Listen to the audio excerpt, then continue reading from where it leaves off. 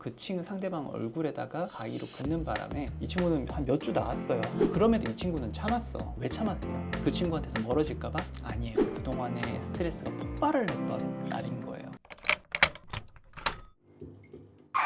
오늘은 실제 사례를 한번 말씀을 드려볼까 해요. 피디님, 네? 뭐 사람한테 상처를 입히게 되면은, 상대 학생한테 상처가 입었다고 하면은 그게 학교 폭력이 되겠죠. 네. 그죠? 학교 폭력 예방법상 정확히 상해도 들어 있으니까. 그러면은 피디님 생각하기에 똑같이 한 전주 2주가 나왔어. 주먹으로 때린 거랑 도구를 써서 뭐 그게 가위가 될 수도 있고요, 칼이 될 수도 있고, 그런 것들을 했을 때 어느 게 더 센 처분이 나올까요? 가위랑 칼이요. 가위랑 칼, 그죠? 위험한 도구니까. 네. 그렇다면은 단순히 그 행위, 그 도구를 사용했냐 안 했냐, 그것만으로 학교폭력 처분의 수위가 결정될까요? 반대로 제가 여쭤볼게요. 주먹으로 때려서 2주가 나왔어. 네. 가위로 실수로 이렇게 해가지고, 실수든 뭐 고의든 해가지고 뭐 어떤 2주가 나왔어. 네. 그럼 무조건 가위 쪽이 더 높을까? 약간 의도? 응? 그치? 피디님, 의도. 그때 경위를 우리는 볼 수밖에 없는 거예요. 그래서 오늘 소개시켜 드릴 사안이 그 경위에 대한 것들이에요. 오늘 사안은 이 친구가 가위로, 중학교 학생이든 고등학교 학생이든 또 초등학교도 마찬가지입니다. 학교 내에서 가위를 쓸 일이 많잖아요. 뭔가를 만든다든지 종이를 뭐 한다든지 가위를 쓴단 말이에요. 근데 그 가위를 쓰고 있다가 사건이 일어나는 경우가 되게 다반사로 많거든요. 뭐 이렇게 종이를 자르고 있는데 누군가가 뭔가 나에게 거슬리는 말을 한다든지, 아니면 그 과정에서 싸움이 나서 이게 가위로 이렇게 찍는다든지 긋는다든지, 그러면 이제 끝이 뾰족하잖아요. 그러면 이제 봉합을 해야 된단 말이죠. 뭐 다행히 얼굴이 아니라 이런 팔이라면 흉터가 그래도 덜 남겠지만, 얼굴이나 이런 데 하다 보면은 이제 꿰매기도 해야 되고요, 나중에 레이저 치료도 해야 되고, 흉터가 남을 수 있다 보니까 이런 부위에 비해서는 그래도 수위가 많이 올라간단 말이죠. 오늘 사안이 그랬어요. 그 사전 얘기는 빼고 그 얘기만 하자면, 그 친구 상대방 얼굴에다가 가위로 긋는 바람에 이 친구는 한 몇 주 나왔어요. 이게 벌어지다 보니까 봉합도 하고 그렇게 했는데, 어떻게든 저쪽에서는 학교폭력 신고를 했죠. 그럼 피디님, 제가 예전에 몇 번 말씀을 드렸는데, 이렇게 신고를 당했을 때 제가 마폭을 넣는 걸 좋아합니까 안 좋아합니까?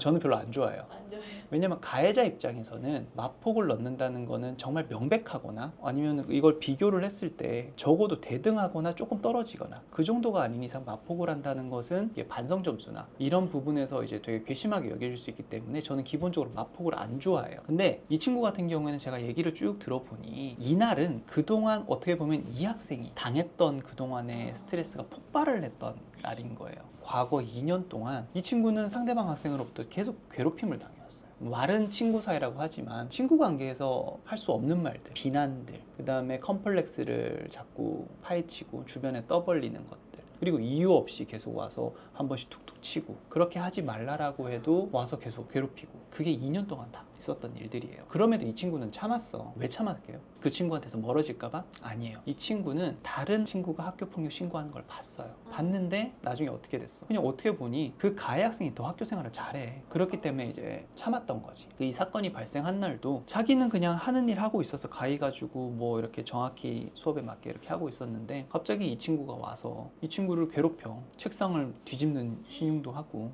위에 있는 뭐 책을 이렇게 떨어뜨리기도 하고. 그래서 하지 말라고 몇 번을 말했지만 상대방 학생은 그렇지 않았어요. 그래서 도발을 했지. 또 상대방이 찔러봐. 그러니까 이 학생이 어때요? 화가 욱하는 마음에 손이 나가버린 거예요. 그래서 이 친구가 여기 상처가 나서 봉합을 하고 학교폭력 신고를 했었는데, 이거 같은 경우에는 저는 학교폭력을 마폭으로 넣었어요.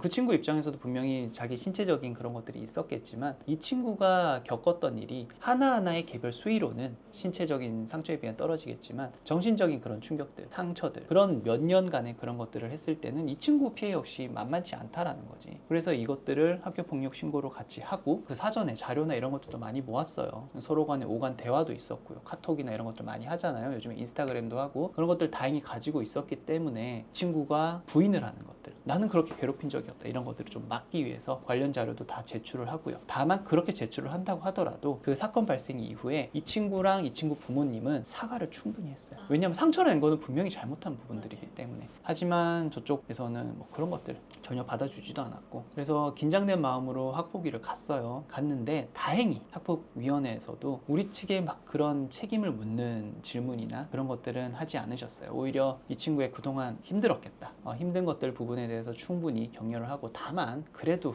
그렇게 친구한테 이제 욱하는 마음에 하면 안 된다. 그 정도의 당부 정도만 들을 수 있었죠. 그렇게 해서 이 학폭이 모두 잘 마쳤고요. 그리고 일주일 있다가 우리는 통보를 받았어요. 얼마 받았을 것 같아요? 우리도 학폭을 했고 저쪽도 학폭을 했잖아. 아, 그러네요. 그래도 2주면은 2주 이상이었어. 그 친구는 2주 이상이면 상처도 남으니까 꽤 심하게 받았을 것 같잖아. 보통은 4, 5 이상이 이제 네. 생기부에 기재가 되는 4, 5 것들이니까. 이상? 근데 둘 다 네. 3호 처분을 받았어요. 아. 학교 봉사로. 그러니까 이 친구는 이제 대학 입시도 준비를 하고 해야 되는 입장이다 보니까 생활기록부에도 기재되지 않았고 잘 마무리를 할 수 있었어. 근데 그렇게 되니까 네. 저쪽에서 어떻게 했을 것 같아? 형사 고소를 했어요.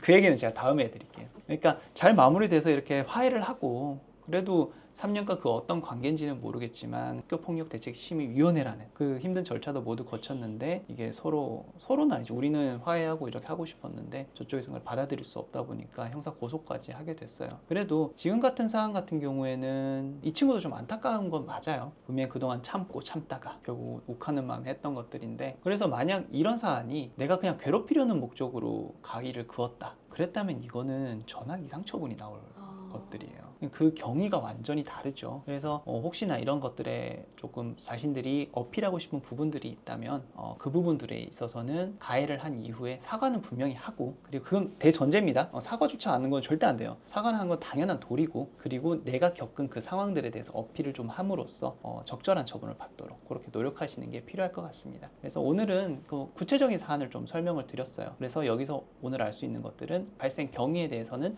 충분한 소명이 필요하다. 그리고 그게 어떻게 받아들여지느냐에 따라서 처분의 수위도 극과 극으로 나뉠 수 있다. 그 정도가 될 것 같습니다. 이상 이원우 변호사였습니다. 감사합니다.